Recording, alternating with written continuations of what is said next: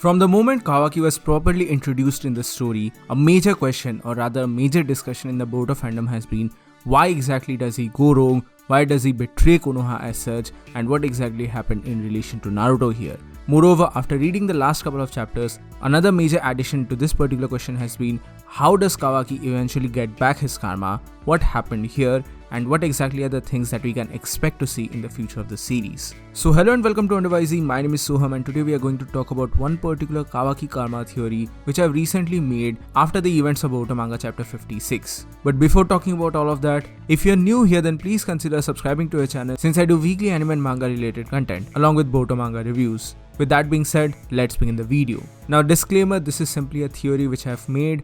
This is not 100% proof that things are going to happen in this particular manner. This is just my personal opinion and you are absolutely free to agree or disagree with this. Moreover, I would love to hear your opinions in this particular matter as well. So please be sure to mention your thoughts in the comment section below. With that being said, I know that this is a little weird, but what if Boruto is actually the person who gave Kawaki the karma mark? Again, this is purely a speculation on the basis of chapter 56.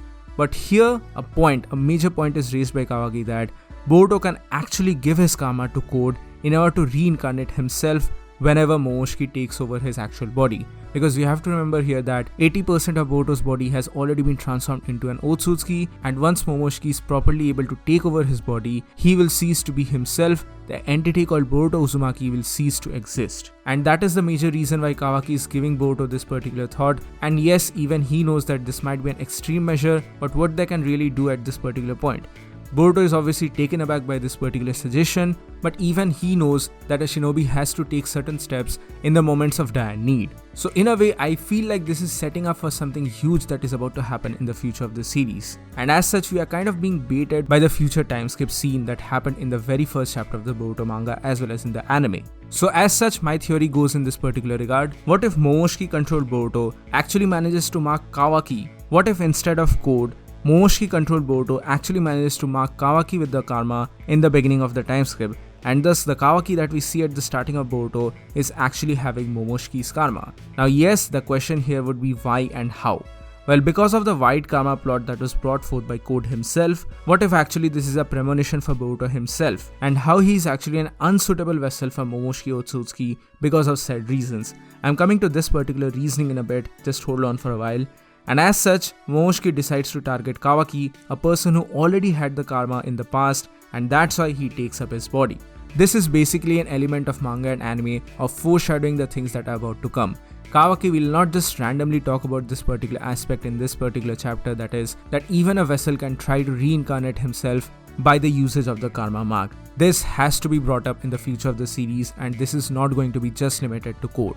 Again, these are my speculations obviously, but I think that this is going to be a very likely scenario. Moreover, this will align perfectly with why Kawaki betrayed Konoha in the very first place, because he's under Momoshiki's direct influence, and the timeskip Boruto has kind of a situation similar to Code, where he's no longer a vessel as such, but he can simply use the weaponry of karma, although it is not technically the white karma. We can see here that the karma is not technically white in color. I don't really think that this will be a plot hole or this will be a retcon as such, but rather I think this has got much more to do in relation to Kaguya Otsutsuki. So, why does Boruto's body reject the karma mark after its 100% completion into the transformation of an Otsutsuki being? Well, I believe that this has got something to do with his genes. Amado tells us in this chapter that there are still many mysteries about the karma mark that even he doesn't know. So what if Kaguya Otsutsuki had actually anticipated something like this and she had left some sort of a countermeasure for her children Hagoromo and Hamura, wherein the karma cannot directly interfere with their consciousness and it cannot directly delete their consciousness as such.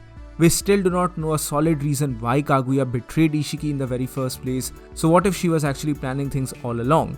I'm not saying that she's kind of the hero or the savior of these things, that is totally not going to be a case anymore, but rather just in her own self-interest. What if she wanted to protect her children? That is actually a very possible scenario. And now years later, because of this particular thing, Boruto's life is saved. Well, why? Because he's the son of Hinata and Naruto, and Hinata is the princess of the Hyuga clan, which is like a direct descendant of Hamura, and at the same time Naruto is the reincarnation of Indra Otsutsuki, basically having the genes of Hagoromo. So as such, Boruto is like the culmination of all of these things and a remix of the original genes. That is the major reason why the karma mark does not directly affect him, but Momoshiki obviously knew nothing about these things. That is the reason why he actually chose Boruto in the very first place, to mark his karma upon him. But later on, when he finds out about this particular thing, that he cannot actually use the body of Boruto anymore, he chooses to transfer his consciousness in the Borushiki form, and the nearest target for him is none other than Kawaki.